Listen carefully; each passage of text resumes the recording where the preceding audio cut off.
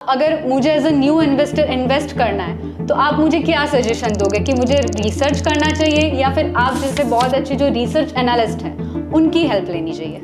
सिर्फ अच्छी company by करना काफ़ी नहीं है, अच्छे प्राइस पर बाय करना बहुत ज़्यादा इम्पोर्टेंट है। और इसके लिए आप मेरे जैसे बहुत सारे लोग हैं जो आजकल सोशल मीडिया का ज़्यादा यूज़ करते हैं, तो उस पर ऐसे अप एंड डाउन के स्क्रीनशॉट देखे या यूट्यूब में कोई स्ट्रैटेजी देखी तो उसे देख के ही इन्वेस्ट करने की वो माइंड में सोचते हैं। रिटेल इन्वेस्टर उस जाल में फंस जाते हैं, उस ट्रैप में फंस जाते हैं और वहाँ वो जब स्टॉक्स को बाय करते हैं तब एक्चुअल में वो जो लोग होते हैं जो ये पूरा ट्रैप बनाते हैं वो स्टॉक सेल करके निकलने वाले होते हैं। जो विमेंस हैं, स्पेशली वर्किंग विमेन, उनको स्टॉक मार्केट में एक्टिवली क्यों इन्वेस्ट करना चाहिए और सिग्नल्स जैसे प्लेटफॉर्म्स हैं वो उन्हें कैसे हेल्प करते हैं? These are the 3 simple rules. मुझे लगता है अगर आप अपनी इन्वेस्टमेंट की जर्नी में या फिर आप अपनी ट्रेडिंग की जर्नी में स्ट्रिक्टली फॉलो करते हो तो आप डेफिनेटली मुझे लगता है कि आप अपनी कैपिटल को अच्छे से प्रोटेक्ट कर पाओगे। क्या सही में हीरो जीरो होता है? क्या सही में 1000 से 1 करोड़ तक बन सकता है? What's your favourite book on investing और finance? Hello and welcome to podcast of signals.in। ये एक रिसर्च एनालिस्ट मार्केट प्लेस है और यहाँ पर आप इन्हीं एनालिस्ट के रिकमेंडेशन एंड रिसर्च रिपोर्ट के सब्सक्रिप्शन ले सकते हो। और अगर आप स्टॉक मार्केट के बारे में सीखना चाहते हो तो आप इन्हीं एनालिस्ट के वेबिनार्स एंड कोर्सेज भी अटेंड कर सकते हो। So I am your host Madhavi और आज के हमारे गेस्ट हैं मिस्टर वरुण अनिल पटेल जो कि गांधीनगर से हैं। So sir, welcome to the show. So as we know कि आपका 15+ ईयर्स का एक्सपीरियंस है, तो सबसे पहले तो मैं जानना चाहूँगी कि आपका सेबी रजिस्टर रिसर्च एनालिस्ट बनने का जो सफ़र है वो कैसे शुरू हुआ? सो मैं Varun Kumar Patel, I have completed my graduation from north Gujarat university and उसके बाद तुरंत ही मैंने अपने भाई का बिज़नेस को ज्वाइन कर लिया, ब्रोकिंग का। और वहाँ पर मैंने 2-3 साल का एक्सपीरियंस लेने के बाद ये जाना कि I have some skill set, तो मैं क्लाइंट्स को वहाँ पर एडवाइस देने स्टार्ट कर चुका था उस वक्त। और धीरे धीरे फिर मैं मार्केट में फंडामेंटल एनालिसिस, टेक्निकल एनालिसिस पर फोकस करने लग गया।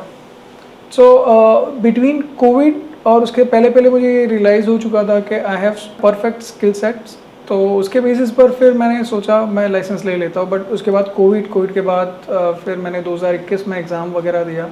2021 में मैंने एग्ज़ाम कंप्लीट किया और फिर 2022 आते आते मैंने लाइसेंस के लिए अप्लाई कर लिया और फिर उसी के साथ मेरी ये जर्नी स्टार्ट हो चुकी है। तो जैसा कि आपने बताया कि आपने नॉर्थ गुजरात से जो आपकी पढ़ाई है वो सब कंप्लीट किया, तो as we can say that north Gujarat के आप पहले रिसर्च एनालिस्ट बने।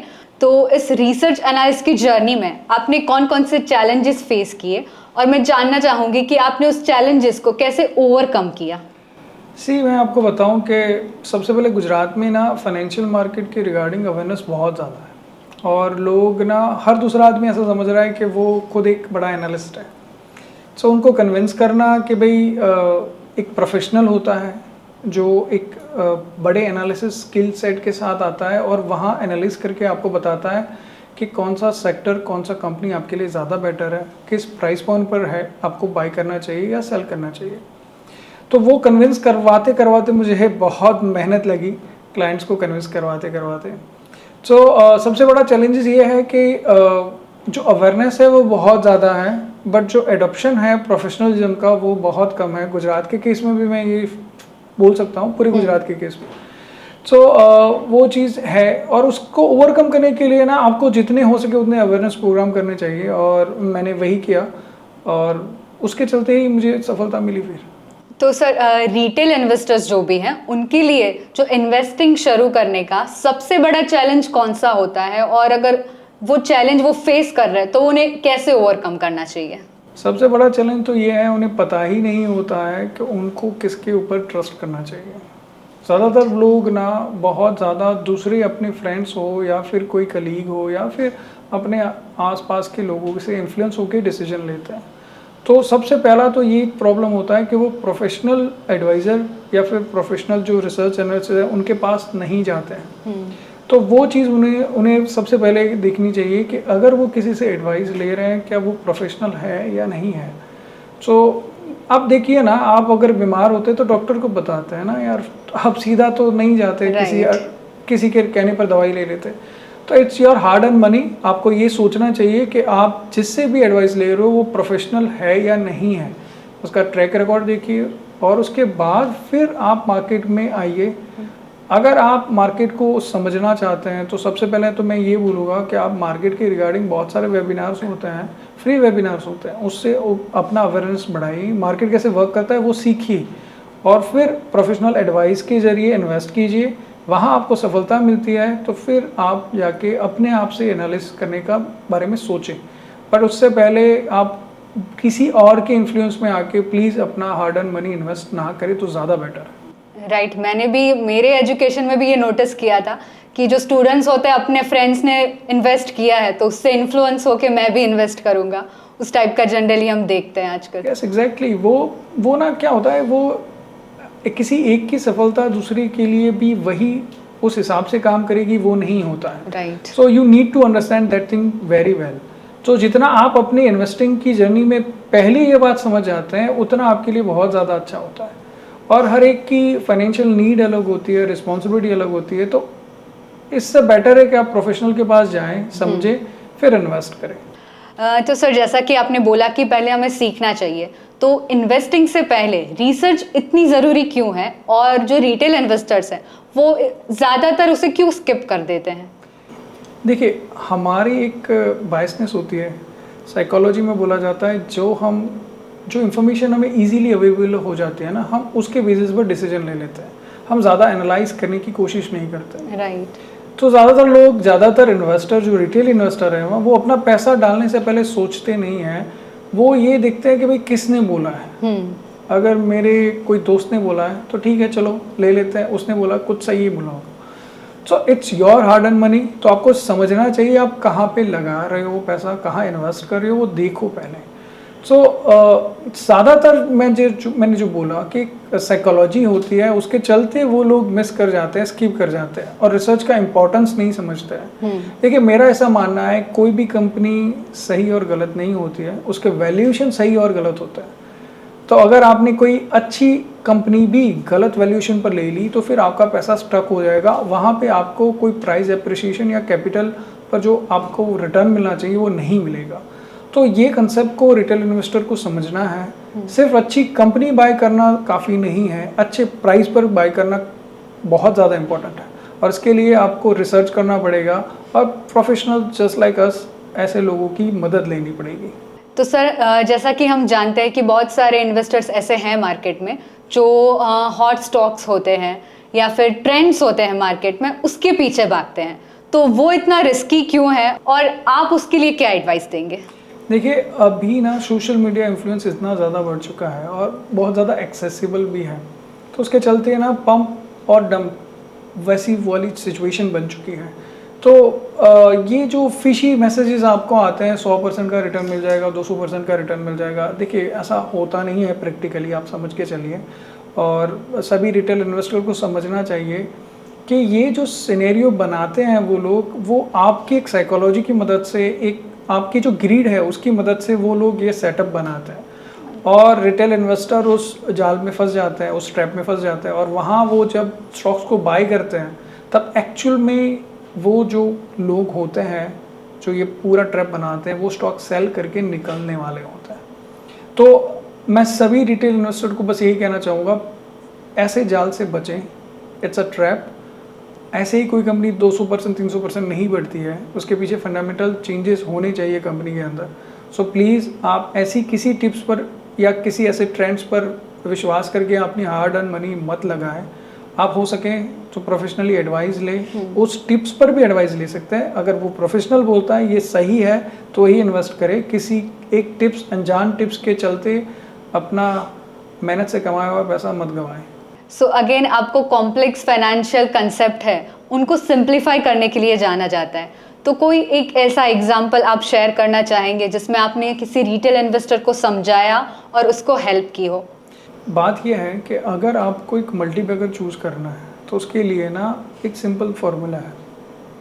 कोई भी इकोनॉमी हो वहाँ पे एक्सपेंडिचर मॉडल के चलते 3 चीज़ें होती हैं। पहली होती है प्राइवेट कंजप्शन, दूसरा होता है गवर्नमेंट एक्सपेंडिचर, तीसरा होता है नेट एक्सपोर्ट। सो ये जो प्राइवेट कंजप्शन है, विद इन दैट स्पेस बहुत सारी चीज़ें, बहुत सारे सेक्टर ऐसे होते हैं जिनका जीडीपी में कंट्रीब्यूशन बढ़ता या घटता रहता है।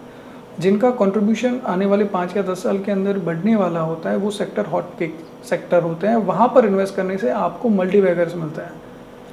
तो एक इसी कॉम्प्लेक्स चीज़ को अगर मैं अच्छी तरीके से आपको बता दूँ तो आप समझिए कि 2008 में मैकडॉनल्ड का वेस्ट और साउथ का फ्रेंचाइजी मिला वेस्ट लाइफ डेवलपर को।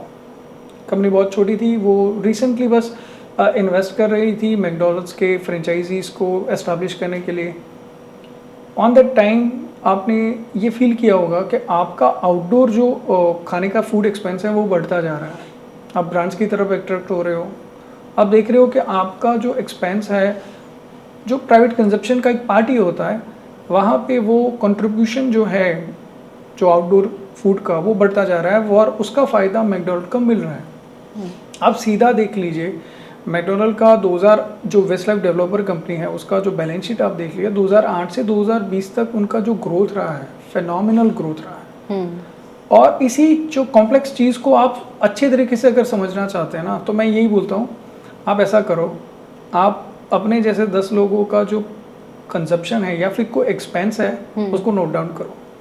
अगर 1-2 साल के अंदर जिस कंजप्शन में, जिस एक्सपेंस में बढ़ोतरी हो रही है, वो सेक्टर आप पकड़ लो, उस सेक्टर की कंपनी को पकड़ लो, आपको पैसा मिल जाएगा।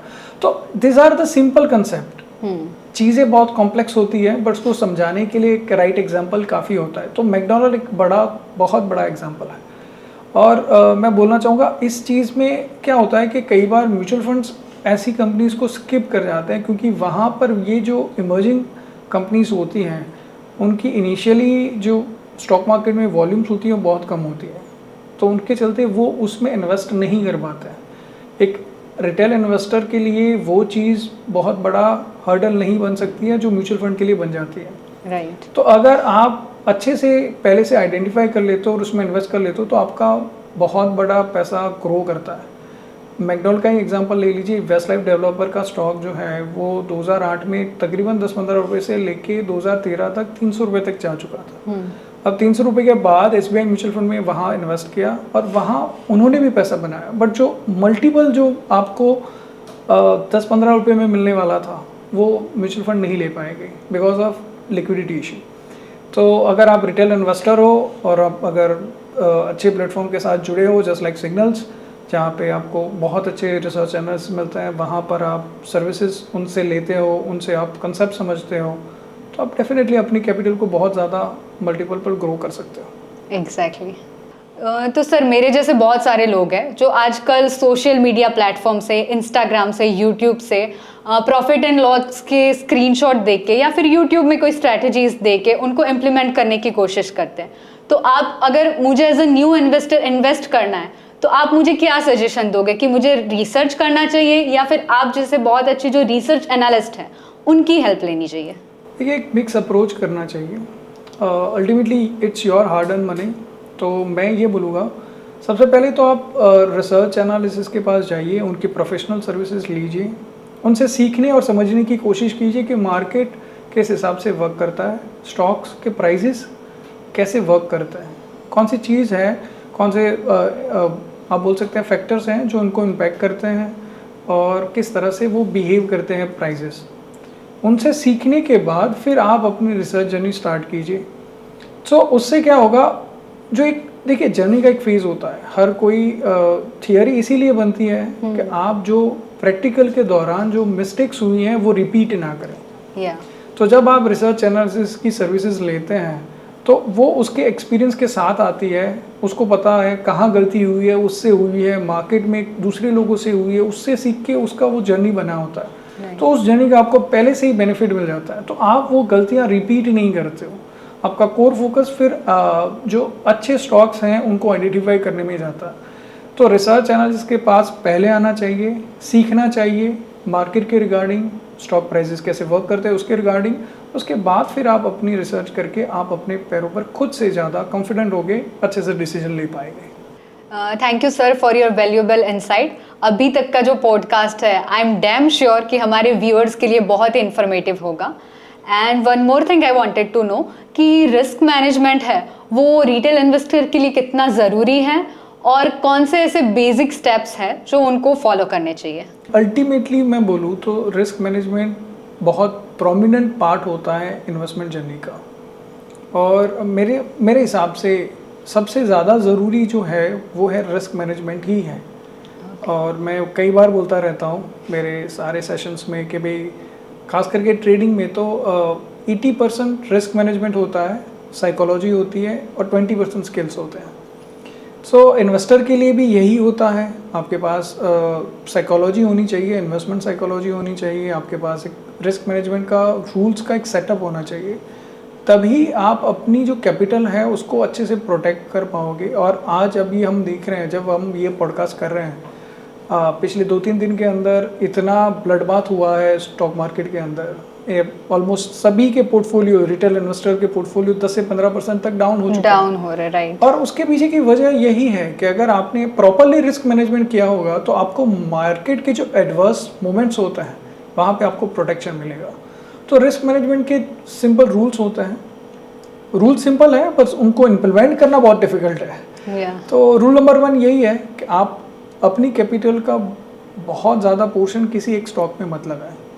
आइडियली मैं यही बोलूँगा, आप इंश्योर करें कि किसी एक इन्वेस्टमेंट में आप अपनी कैपिटल का 10% से ज़्यादा इन्वेस्ट ना करें। दूसरा चीज़ मैं ऐसा समझता हूँ, वो ट्रेडर हो या इन्वेस्टर हो, उनको स्टॉप लॉस को बहुत स्ट्रिक्टली फॉलो करना चाहिए।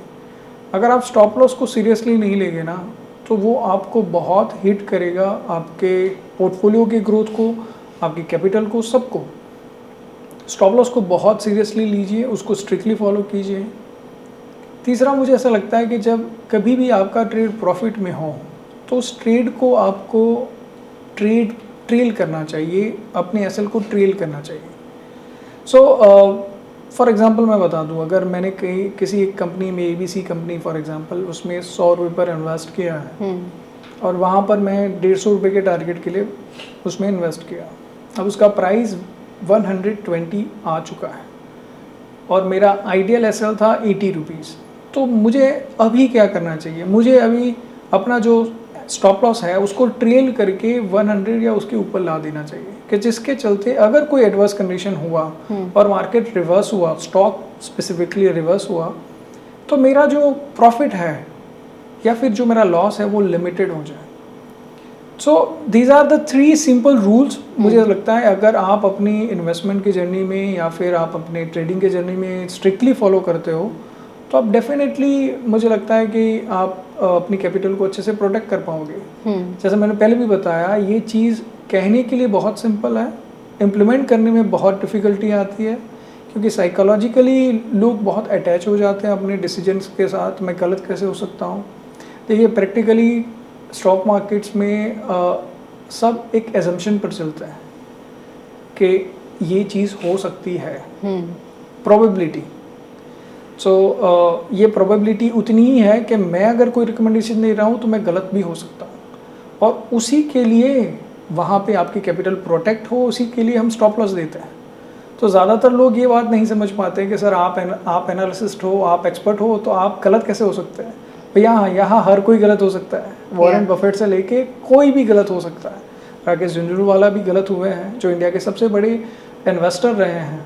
तो ऐसा नहीं है कि कोई गलत नहीं हो सकता, बट आपको ये बात समझनी है कि अगर आप गलत हो तो आपका लॉस एक लिमिटेड हो, और स्टॉप लॉस उसी के लिए बनता है। तो ज़्यादातर लोग ये बात समझें और उसको इम्प्लीमेंट करें, वो बहुत ज़्यादा ज़रूरी है। आपकी जो फियर और ग्रीड है उसको कैसे कंट्रोल करना है, ये सब इस रूल्स में ही इन्वॉल्व हो जाता है। तो रिस्क मैनेजमेंट एक अल्टीमेट टास्क है किसी भी इन्वेस्टर और ट्रेडर के लिए, और उसको जो मैंने रूल्स बताए, अगर वो स्ट्रिक्टली फॉलो भी करता है ना, तो भी वो देखेगा कि उसकी जो पूरी जर्नी है वो बहुत ज़्यादा इम्प्रूव कर रही है। तो सर, जैसा कि आपने बताया कि रिसेंटली कुछ दिनों से जो मार्केट है वो डाउन चल रहा है, राइट? और मैंने देखा है कि इंस्टाग्राम पे भी एक हैशटैग चल रहा है, बाय द डिप। तो आप मेरे व्यूअर्स को क्या बताओगे, क्या सजेशन देना चाहोगे कि उनका जो पोर्टफोलियो है उनको अभी वो एवरेज करना चाहिए, या फिर अभी का जो मार्केट का आउटलुक है वो क्या है? अभी का जो करेक्शन है वो उसमें सबसे ज़्यादा जो मैं समझता हूँ वो है जियोपॉलिटिकल फैक्टर है, और उसके बाद हमारा रिजल्ट सीजन भी उतना अच्छा नहीं रहा। जो मार्केट का एक्सपेक्टेशन था उस हिसाब से कंपनियों ने रिजल्ट डिलीवर नहीं किए हैं, और उसके चलते हम देख रहे हैं कि मार्केट में ये करेक्शन आ रहा है। अब जो जियोपॉलिटिकल फैक्टर हैं वो अभी और ज़्यादा बढ़ने वाले हैं, जैसे कि ट्रम्प और आगे जाके क्या टैरिफ पर डिसीजन लेते हैं, एज वेल एज हमारा बजट बहुत करीब है, और उसके साथ साथ हम देख रहे हैं आरबीआई का पॉलिसी भी आ रहा है। तो इन सब इवेंट के चलते मेरा रिकमेंडेशन तो यही रहेगा कि हमें थोड़ा वेट एंड वॉच होना चाहिए। मार्केट में ये डस्ट सेटल हो जाए, उसके बाद ज़्यादा क्लियरिटी आएगी कि कौन से सेक्टर विनिंग सेक्टर है, फिर उसके ऊपर दाव लगाना चाहिए। अभी के लिए तो थोड़ा वेट एंड वॉच ही रहना चाहिए, ऐसा मेरा मानना है। ओके, मतलब अभी थोड़े दिन के लिए तो हमको वेट करना चाहिए। डेफिनेटली। ओके, तो सर आपने सिग्नल्स पे रिसेंटली एक सब्सक्रिप्शन लॉन्च किया है टाइम द टाइड करके, राइट? तो आपकी इसके पीछे क्या फिलॉसफी है और इन्वेस्टर्स को इसके लिए क्या सीखना चाहिए, एंड इन्वेस्टर को इससे क्या एक्सपेक्ट करना चाहिए? ये जो सब्सक्रिप्शन है वो स्पेशली मार्केट करेक्शन के लिए बनाया गया है कि जब मार्केट में बहुत ज़्यादा कार्नेज होता है, ब्लडबाथ होता है, सो उस स्पेसिफिक मोमेंट में हमें बहुत ज़्यादा स्टॉक्स हमें बहुत डिस्काउंट प्राइस पर मिल जाते हैं। तो ये सब्सक्रिप्शन स्पेसिफिकली उसी टाइम के लिए बनाया गया है जब मार्केट में बहुत ज़्यादा करेक्शन आए, जैसे कि अभी रिसेंट टाइम है। और वहाँ हम ये फिलॉसफी यूज़ करते हैं कि जब मार्केट में पैनिक होता है, जो ब्लड बाथ हम बोल रहे हैं, वो बहुत कम टाइम के लिए होता है, और उसके बाद जब वो डाउनफॉल आता है उसके बाद मार्केट थोड़ा संभलने की कोशिश करता है, और फिर एक रिकवरी का फेज़ स्टार्ट होता है। तो वहाँ उस रिकवरी के फेज़ में हम ये सब्सक्रिप्शन, इसी का नाम उसी हिसाब से बनाएंगे, टाइम द टाइड। जो ये टाइड आ रही है उसको कैसे हम टाइमली उसके अंदर जाके वहाँ पर पैसा बनाएं। तो ये जो करेक्शन सेटल होगा, जैसे मैंने बताया कि 1-2 हफ्तों के अंदर ये करेक्शन सेटल होगा, उसके बाद हमें विनिंग सेक्टर्स मिलेंगे, तो उसके बाद हम वहाँ पर रिकमेंडेशन देंगे और हमें बहुत अच्छे स्टॉक्स बहुत अच्छी डिस्काउंट प्राइस पर मिलेंगे। तो उससे हमारा क्या होगा, जो परफॉर्मेंस है और हमारा जो पोर्टफोलियो का गेन है वो इंस्टेंट होगा। ये स्पेशली एक क्यूरेटेड बास्केट्स होते हैं जहाँ पर हम स्टॉक्स देते हैं, उसमें फंडामेंटल टेक्निकल एनालिसिस दोनों मिक्स होता है, और उसके बेसिस पर हम जो रिकमेंडेशन देते हैं वहाँ पर भी हम स्टॉप लॉस और टारगेट दोनों देते हैं।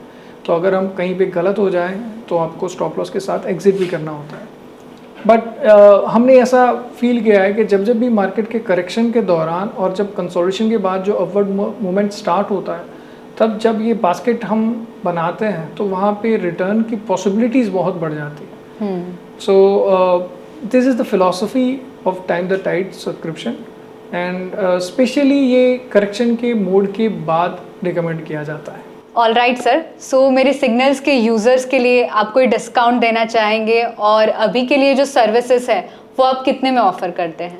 बहुत आपको ताज्जुब होगा, ये सर्विसेज हम सिर्फ 10,000 पर ऑफ़र कर रहे हैं। और अगर मैं बोलूँगा तो स्पेशली सिग्नल्स के यूज़र्स के लिए मैं 25% का डिस्काउंट ऑफ़र कर रहा हूँ सर्विसेज में। So it's a win win situation and value for money this subscription. वहाँ पे आपको एक बास्केट मिलता है पूरे स्टॉक्स का, और वहाँ पे बहुत अच्छे लेवल्स पर वो स्टॉक रिकमेंड होते हैं। जैसा कि मैंने पहले भी बताया कि मार्केट जब करेक्शन में आता है, बहुत बड़ा करेक्शन देता है, उसके बाद ही हम रिकमेंडेशन देते हैं, तो वहाँ पर आपको बहुत अच्छे प्राइस पर अच्छे स्टॉक्स मिलते हैं। तो उसके कंपैरेटिवली प्राइस बहुत कम है, लेकिन फिर भी सिग्नल्स के यूजर्स के लिए 25% का डिस्काउंट हम देंगे।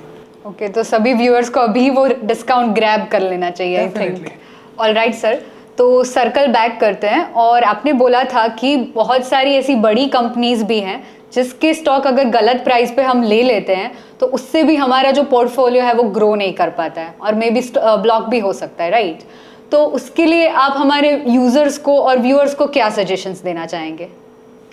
ओके, तो सबसे बड़ा एग्जांपल मैं आपको दूँ ना तो रिलायंस का है, इंडिया की सबसे बड़ी कंपनी, सबसे ज़्यादा प्रॉफिट करने वाली कंपनी। अगर आपने जनवरी 2008 में उसको 3,000 रुपये के करीब बाय किया होता तो उसका दोबारा वो प्राइस 2017 में आया है। यू कैन इमेजिन कि 8 साल तक, 9 ईयर्स, इतना बड़ा टाइम हो गया जब रिलायंस ने दोबारा उस प्राइस को छुआ।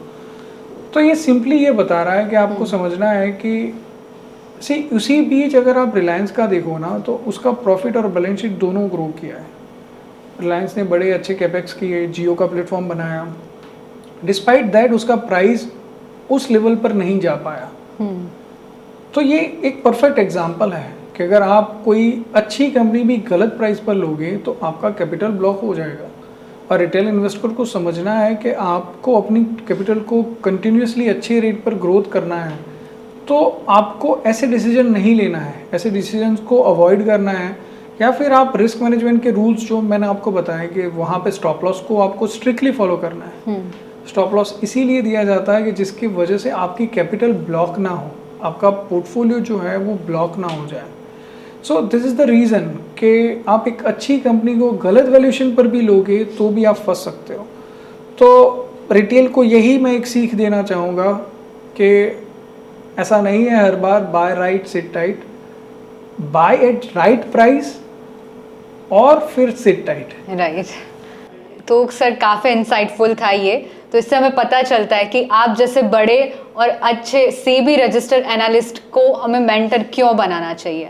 And one more thing I wanted to ask कि जो विमेंस हैं, स्पेशली वर्किंग विमेन, उनको स्टॉक मार्केट में एक्टिवली क्यों इन्वेस्ट करना चाहिए, और सिग्नल्स जैसे प्लेटफॉर्म्स हैं वो उन्हें कैसे हेल्प करते हैं।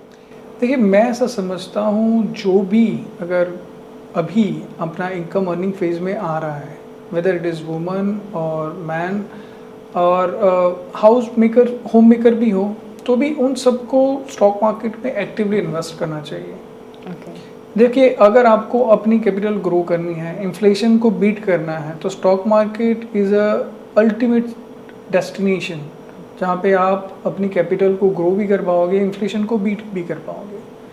सो इन्वेस्टमेंट का जर्नी आप जितना जल्दी हो सके उतना स्टार्ट कर दीजिए। और हमने देखा है पिछले 10 साल के अंदर इंडिया में वर्किंग वुमन का जो है वो बहुत ज़्यादा उनकी तादाद बढ़ रही है, पर ज़्यादातर तौर पर मैंने देखा वो अपनी फाइनेंशियल डिसीजन नहीं लेते हैं। राइट। देखिए, आपको समझना है कि अगर आप एक फाइनेंशियली इंडिपेंडेंट होगे, आप सिर्फ जॉब कर रहे हो बट फाइनेंशियली इंडिपेंडेंट नहीं हो, क्योंकि फाइनेंस के रिगार्डिंग, खास करके इन्वेस्टमेंट के रिगार्डिंग आप अपने डिसीजन नहीं ले रहे हो। सो अपनी फाइनेंशियल जर्नी का, इन्वेस्टमेंट का ड्राइवर सीट आपको ले लेना चाहिए, और वहाँ सारे जो इन्वेस्टमेंट के डिसीजंस हैं आप अपने घर के बड़ों को उन लूप में रख के उनकी गाइडेंस में ले। और सिग्नल्स जैसे प्लेटफॉर्म पर जहाँ ऐसे सेबी रजिस्टर रिसर्च एनालिसिस आते हैं, जहाँ पे कंबाइन उनका एक्सपीरियंस आप देखोगे तो इतना बड़ा होता है। तो ऐसे प्लेटफॉर्म पर आके आप पहले समझिए कि इन्वेस्टमेंट करना क्यों ज़रूरी है और किस हिसाब से करना चाहिए। और सिग्नल्स बेस्ड मैंने अब तक के अपनी फाइनेंशियल मार्केट की जर्नी में देखा एक one of the best platform है, जहाँ पे आपको थॉरली ये बताया जाता है कि आप किस हिसाब से आपको इन्वेस्टमेंट करना चाहिए, आइडियली क्या है सिचुएशन, और जो इन्वेस्टमेंट की जर्नी है आप कैसे स्टार्ट कर सकते हो। और मैंने पहले भी आपको बताया कि जब एक रिसर्च एनालिसिस बनता है तो वो अपनी जर्नी के दौरान जो उसने गलतियाँ की है उसको साथ लेके आता है, तो वहाँ आपको ये गाइडेंस देता है कि आप गलती मत कीजिए। तो अगर किसी की गलतियों से सीखने को मिलता है तो उससे बड़ी सीख कोई नहीं हो सकता। राइट। तो मैं बोलूँगा कि वर्किंग वुमन और होम मेकर दोनों ही अपनी स्मॉल सेविंग्स भी हो तो आप डेफिनेटली इन्वेस्ट कर सकते हो। आप अभी आप ये समझिए, ये बैरियर नहीं रहा है कि आप 100 रुपये इन्वेस्ट करो, 500 रुपये इन्वेस्ट करो, सब कुछ हो सकता है मार्केट में। आप मार्केट में ETFs बाय कर सकते हो, बड़े बड़े इंडेक्स के ETFs हैं, स्मॉल कैप के भी ETFs हैं। रेगुलर इन्वेस्टमेंट कीजिए एडवाइज़र की गाइडेंस में और उनकी हेल्प लेकर इन्वेस्ट कीजिए, और आप देखेंगे कि आप फाइनेंशियली अच्छे से ग्रो कर पाएंगे। और ये एक हकीकत है कि अगर आप फाइनेंशियली इंडिपेंडेंट होते हैं तो आप एक्चुअली इंडिपेंडेंट होते हैं। Right, exactly. मैंने भी मेरे आसपास बहुत ऐसी फीमेल मेरी फ्रेंड्स हैं, कलीग्स हैं, नोटिस किया है, वो इन्वेस्ट करना तो चाहती है बट पता नहीं कुछ ऐसी हिचकिचाहट उनके मन में होती है कि ये मैं कैसे करूँ या नहीं कर पाऊंगी। बट मुझे लगता है कि अगर वो ऐसे प्लेटफॉर्म को यूज़ करते हैं, उनकी हेल्प लेते हैं, वो डेफिनेटली देन कर सकते हैं। एग्जैक्टली, वही तो मैंने बोला कि सिग्नल्स बहुत अच्छा प्लेटफॉर्म है, और ऐसा नहीं है कि वो सिर्फ किसी एक डेडिकेटेड आरे के लिए है। वहाँ पे आपको बहुत अलग अलग टाइप के आरे मिल जाएंगे, और वहाँ पे हर एक का स्टाइल अलग है। तो आप देखें और जहाँ जो स्टाइल आपको ज़्यादा पसंद आए उसके साथ जुड़े, तो it's a win win situation. मेरे हिसाब से यूज़र के लिए ज़्यादा एडवांटेज है कि उनको बहुत सारे लोग एक साथ मिलते हैं और उसमें से चूज़ करने का मौका मिलता है। तो सर आई कैन डेफिनेटली से कि आपने स्टॉक मार्केट के घाट घाट का पानी पिया है, तो आप मेरे व्यूअर्स को बताइए कि उनको टेक्निकल एनालिसिस से स्टार्ट करना चाहिए या फंडामेंटल एनालिसिस से, या फिर दोनों को बैलेंस करना चाहिए? मेरे हिसाब से एक बैलेंस अप्रोच रखना चाहिए। देखिए मेरा पर्सनली ऐसा मानना है कि टेक्निकल एनालिसिस लाइक भजन, हर कोई भजन कर सकता है। Right. Fundamental analysis like philosophy, बहुत कम लोगों को समझ आती है और बहुत कम लोग ही समझ पाते हैं। तो एक मिक्स अप्रोच होना चाहिए। मैं खुद अपनी इन्वेस्टमेंट एडवाइजरी में टेक्नो फंडा यूज़ करता हूँ। फंडामेंटल्स ज़रूर से मैं कंसिडर करता हूँ, बट टेक्निकल्स ना, एक देखिए टेक्निकल एनालिसिस में एक एडवांटेज होता है व्यूअर्स के पास। मार्केट में जब कोई एक्टिविटी बढ़ती है, किसी स्टॉक के अराउंड कोई बज़ बढ़ता है या फिर वॉल्यूम एक्टिविटी बढ़ती है, तो हमें सीधा इंडिकेशन मिलता है कि उसके फंडामेंटल्स में कुछ चेंज होने वाला है, आइदर पॉजिटिव और नेगेटिव साइड। सो इसी की मदद से हम अच्छे से प्रिडिक्ट कर पाते हैं कि आगे का प्राइस जो है वो कैसे हो सकता है। सो मैं बोलूँगा एक बैलेंस अप्रोच लेना है। एक फंडामेंटल एनालिसिस का आपको एक कह सकते हैं एक फ़िल्टर रखना है कि this kind of quality of stocks you need to follow, और फिर आप उसको टेक्निकल एनालिसिस पर लेके जाएं। वहाँ पर वो अगर अच्छी तरह से वर्क कर रहे हैं, वहाँ पर आपको वॉल्यूम एक्टिविटी वगैरह अच्छे से मिल रही है, तो फिर आप अपने इन्वेस्टमेंट उसमें स्टार्ट करें या फिर डिसीजन ले कि आपको उस इन्वेस्टमेंट से निकलना है। सो एक बैलेंस व्यू अपनाना चाहिए, पहले फंडामेंटल एनालिसिस और फिर टेक्निकल एनालिसिस। और फंडामेंटल एनालिसिस सीखना भी है अगर आपको, तो उसको एक इजी वे से सीख सकते हैं आप सिग्नल्स पर बहुत ज़्यादा वेबिनार्स भी होते हैं और बहुत सारा फ्री वर्कशॉप्स होते हैं, वहाँ आप जाके उसको डेफिनेटली सीख सकते हो। तो मुझे लगता है कि आपको डेफिनेटली ऐसे ही किसी वर्कशॉप या वेबिनार से जुड़ के वो चीज़ सीखनी चाहिए। दोनों ही एनालिसिस मार्केट में बहुत ज़्यादा इम्पोर्टेंट है, और दोनों को मिक्स करके अगर आप कोई डिसीजन लेते हो तो आपके डिसीजन में आपका सही डिसीजन आएगा, उसकी प्रोबेबिलिटी जो है वो बढ़ जाती है। सो आने वाले टाइम पर मैं भी एक मास्टर क्लास होस्ट करने वाला हूँ सिग्नल्स पर, और फ्री है वो सभी व्यूअर्स के लिए, तो आप ज़रूर से उसमें ज्वाइन कर सकते हो। एग्जैक्टली ऐसा अच्छा मौका तो मेरे हिसाब से किसी भी व्यूअर को मिस नहीं करना चाहिए। तो सर ये तो हो गई इन्वेस्टमेंट की बातें, तो अभी आते हैं आजकल के हॉट टॉपिक जो कि सोशल मीडिया पे भी बहुत फेमस है, that is future and option. तो मैं जानना चाहूँगी कि फ्यूचर एंड ऑप्शन में किसे स्टार्ट करना चाहिए, कैसे करना चाहिए, बिकॉज क्या होता है कि लोग अपना जो पूरा सेविंग्स है वो इनमें लगा देते हैं और फिर आगे जाते ऐसे केसेस भी होते हैं जिसमें उनको सुसाइड तक करना पड़ता है, तो ऐसे डेंजरस स्टेप भी वो ले लेते हैं। तो उसके बारे में आप क्या कहेंगे? देखिए अगर मैं बोलूँ तो F&O ना बहुत रिस्कियर गेम है। एक तो वो ज़ीरो सम गेम है, यानी कि अगर मेरा प्रॉफिट तभी होगा जब आपका लॉस होगा। So it's not just like a investment. So मैं खास करके ऑप्शंस को समझाने के लिए एक परफेक्ट एग्जांपल देता हूँ। अगर आप कार ओन करते हो या बाइक ओन करते हो, तब हर साल आप इंश्योरेंस लेते हो, बट जब इंश्योरेंस लेने के बाद उस एक साल के अंदर अगर कोई एक्सीडेंट नहीं होता है तो आपका जो प्रीमियम आपने पे किया है वो आपका चला जाता है, वो कंपनी को मिल जाता है। तो जब आप ऑप्शन बाय करते हो तो एक्चुअली आप प्रीमियम दे रहे हो, आप इंश्योरेंस खरीद रहे हो, और जो ऑप्शन सेल करता है वो गारंटी देता है कि अगर कुछ चीज़ हुई, अगर मार्केट उस रेंज से ज़्यादा गया तो उसको वो उसको पे करेगा। तो इससे हमें ये बात समझनी है कि अगर आप ऑप्शन बायर हो तो आप प्रीमियम दे रहे हो, तो अब अगर आप ऑप्शन सेलर हो तो आप प्रीमियम लेके एक श्योरिटी दे रहे हो कि एक्सीडेंट होने पर आपको क्लेम दिया जाएगा। सो ज़्यादातर मैंने देखा है रिटेल इन्वेस्टर जो होता है वो ऑप्शन बाइंग करते हैं और वहाँ पर वो अपनी कैपिटल को रिस्क मैनेजमेंट के साथ डिप्लॉय नहीं करता है, उसके चलते उनको बहुत ज़्यादा लॉसेस होते हैं। सेबी का खुद का एक सर्वे बता रहा है कि पिछले 3 साल के अंदर 93% ऑप्शन बायर जो हैं, खासकर ऑप्शन ट्रेडर जो हैं, वो लॉस करते हैं। तो इसका सीधा और साफ मतलब यही है कि सर समझिए option is not a easy game at all.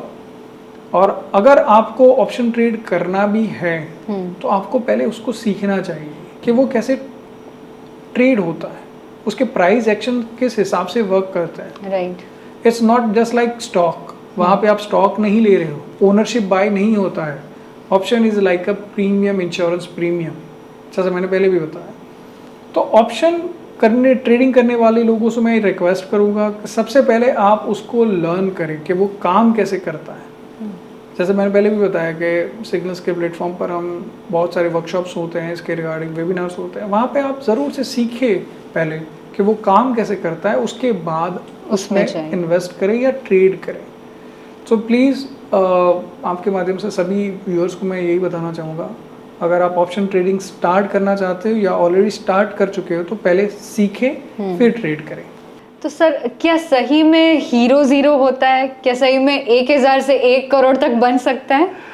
देखिए, ये चीज़ ना टेक्निकली अगर मैं बोलूँ यस, प्रैक्टिकली बोलूँ तो बहुत रेयर होता है और ज़्यादातर तौर पर उसके होने के चांसेस 0.0001% होते हैं। ओके। सो ज़्यादातर लोगों को यही लगता है जब वो ऐसे स्क्रीनशॉट सोशल मीडिया पर देख लेते हैं, उन्हें लगता है मेरा भी 1000 का 1 करोड़ हो जाएगा, बट नहीं सर, ऐसा नहीं होता है।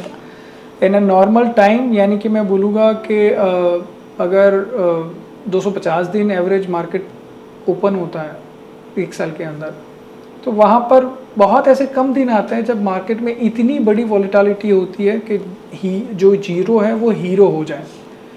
सो उस टाइम पर अगर अब मैं प्रैक्टिकली भी बोलूँ तो 10 दिन होते हैं 250 दिन में से, उस 10 दिन के चक्कर में आप 240 दिन लॉस करोगे तो फिर वो 10 दिन तो आने ही नहीं है आपके। तो yes, technically they are possible कि हीरो से ज़ीरो होता है, 1000 से 1 करोड़ होता है, but practically it's very difficult. और वो पॉसिबल होने के चांसेस, जैसा मैंने पहले भी बताया, 1 लाख या 1 करोड़ में एक बार होता है और वो आपके साथ हो वो ज़रूरी भी नहीं है। ऑल राइट सर, तो आज के पॉडकास्ट का लास्ट क्वेश्चन मैं आपसे पूछना चाहूँगी कि आपका विजन इंडिया के रिटेलर्स के लिए क्या है और विकसित भारत के लिए आपकी क्या राय है? देखिए, रिटेल इन्वेस्टर का जो पार्टिसिपेशन है इंडियन स्टॉक मार्केट में, वो कंपेयर टू ग्लोबल पीयर्स अभी भी बहुत कम है।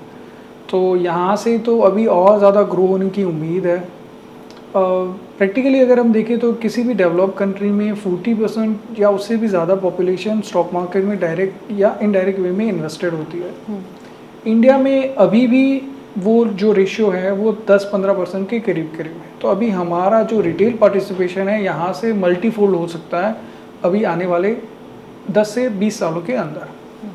और विकसित भारत, मुझे लग रहा है कि 2050 तक हम डेफिनेटली विकसित हो जाएंगे और जो हमारा ग्रोथ का फेज़ है वो ऑलरेडी बहुत अच्छा है। हम पिछले 10-20 सालों की कंपैरिजन करते हैं, कई बार ऐसा होता है कि पिछले 2010 के बीच हम बहुत ज़्यादा तेज़ी से ग्रो कर रहे थे क्योंकि हमारा बेस बहुत लो था उस टाइम पे। तो उस वक्त हमारा ग्रोथ का स्पीड इसी वजह से ज़्यादा था। अब हम ऑलरेडी अच्छा डेवलप कर चुके हैं, तो यहाँ से ग्रोथ का स्पीड अगर हम नंबर के वाइज देखेंगे तो वो थोड़ा कम हो सकता है कंपेयर टू लास्ट 1 और 2 डेकेड। बट हमारा growth compare to our peers, global peers, चाहे वो इमर्जिंग मार्केट हो या डेवलप मार्केट हो, हम उसमें सबसे अच्छा कर रहे हैं और अभी भी हम अच्छा कर सकते हैं। उसके पीछे 2-3 वजह अगर मैं बोलना चाहूँगा जो ज़्यादा फैक्टर कर रही है। सबसे पहली तो ये है कि हमारा जो यूथ है, हमारा जो एवरेज एज है वो बहुत लो है और उसके चलते जो कंजप्शन का जो साइकिल है वो अभी हमारा जस्ट स्टार्ट हुआ है और कंजप्शन के चलते हमारा इकोनॉमी का ग्रोथ बढ़ सकता है। दूसरा, मुझे लग रहा है कि जो एक्सपोर्ट का पोटेंशियल है हमारा, वो पिछले 10 साल के अंदर मेक इन इंडिया हो या बहुत सारे दूसरे इनिशिएटिव्स हो, PLI स्कीम्स हो, उसके चलते अब जाके वो अभी शुरू हुआ है, किक स्टार्ट हुआ है।